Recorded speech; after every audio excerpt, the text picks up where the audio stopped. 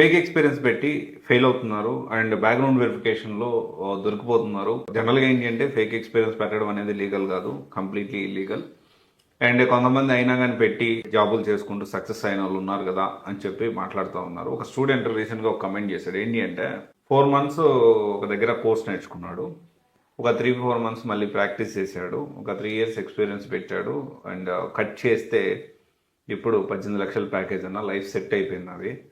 అయితే ఇతను ఇంకొక మాట కూడా మాట్లాడాడు. దీనికోసం నేను రేత్రింపగలు కూర్చున్నాను, డే అండ్ నైట్ కూర్చున్నాను, నేను వర్క్ చేశాను, వర్క్ సపోర్ట్ పెట్టుకున్నాను, సబ్జెక్ట్ నేర్చుకున్నాను, ఇదంతా కూడా చెప్తాను. సో ఇప్పుడు మనం దాని గురించే మాట్లాడుకుందాము. సో జనరల్గా ఏంటంటే నేను కూడా చాలాసార్లు ఫేక్ ఎక్స్పీరియన్స్ పెట్టొద్దు అండ్ తర్వాత వచ్చేసి బ్యాక్గ్రౌండ్ వెరిఫికేషన్స్ ఇప్పుడు కరెక్ట్గా లేవు, ఫెయిల్ అవుతా ఉన్నాయి, కంపెనీలు చాలా వెరిఫికేషన్ చాలా గట్టిగా చేస్తూ ఉన్నారు అని చెప్పి చాలాసార్లు మనం డిస్కస్ చేసే ఉన్నాం.